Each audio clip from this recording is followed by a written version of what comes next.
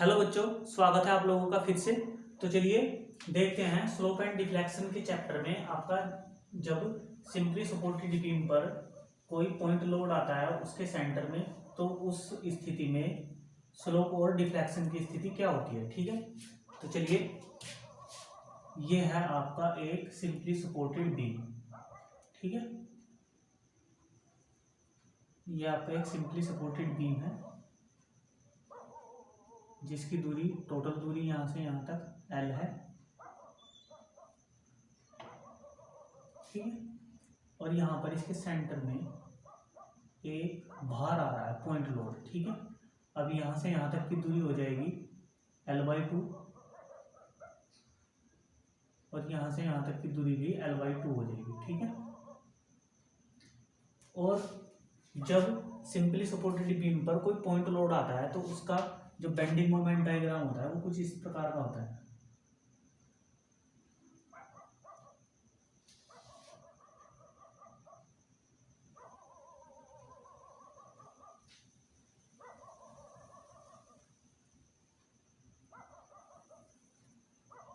ठीक है बच्चों, कुछ इस प्रकार का आपका बेंडिंग मोमेंट डायग्राम बनता है।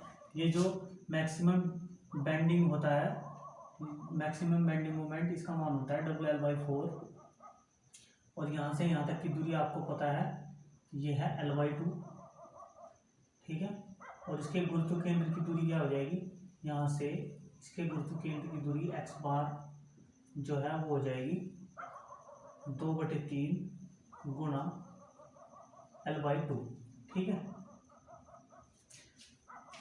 क्योंकि ये आप देख सकते हैं ये एक त्रिभुज है, इसके त्रिभुज के गुरुत्व केंद्र की दूरी 2/3 b होती है, लेकिन हमारे पास b का मान जो हमारी इस त्रिभुज के आधार की जो दूरी है उसका मान L/2 है, इसलिए मैंने यहाँ पर L/2 रखा है। ठीक है, तो चलिए अब हम इसका क्षेत्रफल ज्ञात कर लेते हैं। इसका क्षेत्रफल क्या होगा, ये जो हमारा बेंडिंग मोमेंट डायग्राम है आधा, इसका क्षेत्रफल क्या होगा, ये आप देख रहे हैं ये आकृति एक त्रिभुज की आकृति है, तो त्रिभुज का क्षेत्रफल क्या होता है 1/2 गुणा आधार और गुणा ऊंचाई। ठीक है, 1/2 आधार यहाँ पर कितना है L/2 है और ऊंचाई यहाँ पर कितनी है WL/4 है। ठीक है, तो ये आ जाएगा WL²/16। ठीक है, तो A का मान हमारे पास जो इसका क्षेत्रफल है वो आ गया है। अब हम स्लोप ज्ञात करेंगे। स्लोप हो जाएगा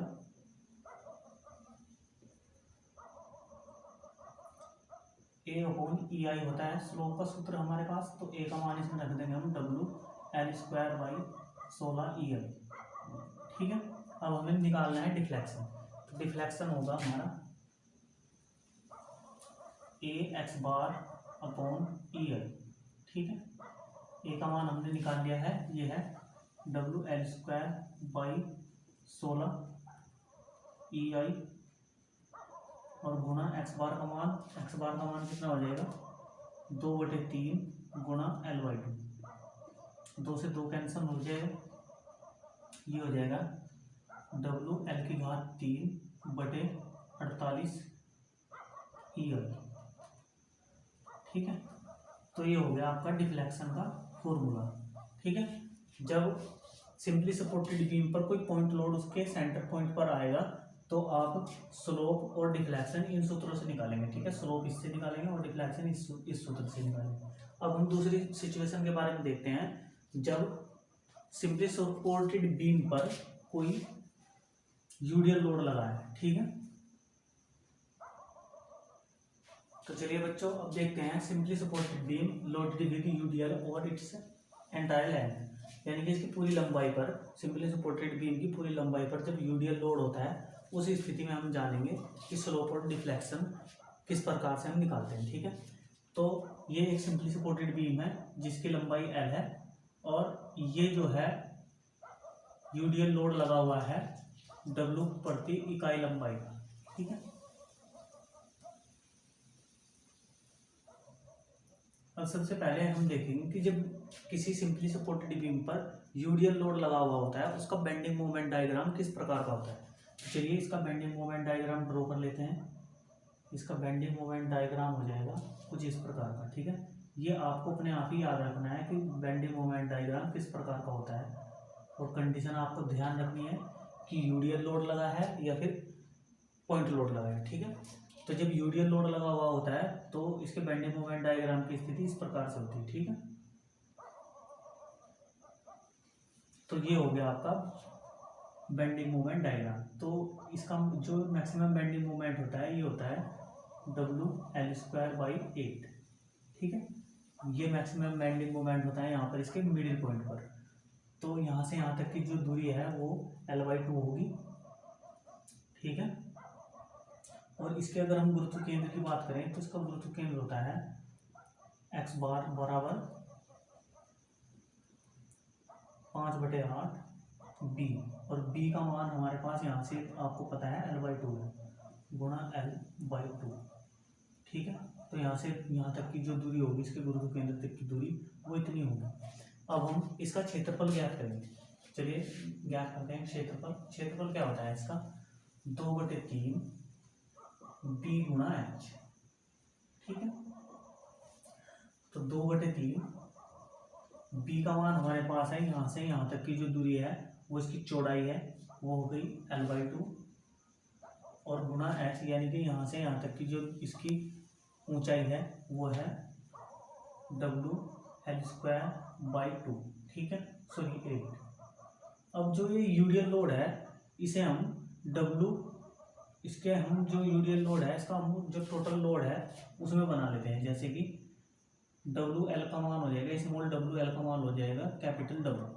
तो हम यहाँ पर ये मान रख देंगे, तो ये हो जाएगा 2/3 गुणा L/2 गुणा 1 WL की जगह हम पूरा का पूरा W रख देंगे और यहाँ पर 1 L बच जाएगा। ठीक है, /8।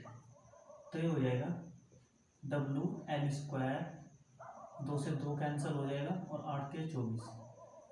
तो ये हमारा जो है क्षेत्रफल आ गया है। ठीक है, WL²/24। अब हम स्लोप ज्ञात करेंगे। स्लोप हो जाएगा हमारा, अब यहाँ पर हम लिख देंगे चूंकि कैपिटल W बराबर स्मॉल WL। ठीक है, ये हमने यहाँ पर ये पुटअप करके रखा हुआ है मान। कभी आप कंफ्यूज हो जाओ कि यहाँ पर L की घात 3 आनी चाहिए, लेकिन हमने जो चेंज किया है वो ये चेंज किया है इसमें। तो स्लोप का मान हो जाएगा थीटा बराबर A/EI। तो A का मान तो हमने ज्ञात कर लिया है, ये रहा हमारा, और EI हम इसमें रख देंगे। ठीक है, WL²/24 EI। ठीक है, तो ये हो गया आपका स्लोप। अब हम निकालेंगे डिफ्लेक्शन। डिफ्लेक्शन आपका किस प्रकार से आएगा,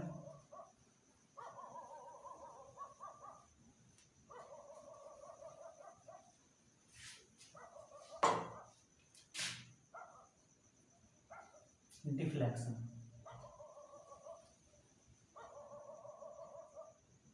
y AX/EI। ठीक है, a और x बार के इसमें मान रख लेंगे। a का मान है हमारे पास WL²/24। ठीक है, EI जो का तो रखेंगे और गुणा x बार का मान है हमारे पास 5/8 गुणा L/2। ठीक है, तो ये हो जाएगा WL की घात 3 और 5 यहाँ पर आ जाएगा, 5 WL की घात 3/8 दूनी 16 और 16 चौका 64, 16 दूनी 32 और 6 38, 384 आ गए यहाँ पर EI। ठीक है, तो ये हो जाएगा आपका डिफ्लेक्शन का मान। तो इस सूत्र से आपको डिफ्लेक्शन ज्ञात करना है।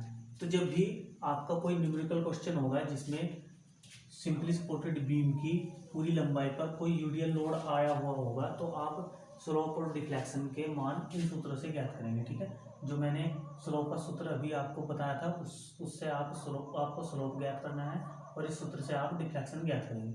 और ये सभी के सभी सूत्र आप लोगों को याद रखने हैं, ये आगे भी बहुत यूज होने वाले सूत्र हैं। ठीक है, तो बच्चों आपको आज का हमारा ये लेक्चर कैसा लगा? यदि आपको हमारा वीडियो पसंद आया हो तो इसे ज़्यादा से ज़्यादा शेयर कीजिए और हमारे चैनल को सब्सक्राइब करना ना भूलिएगा। जय हिंद।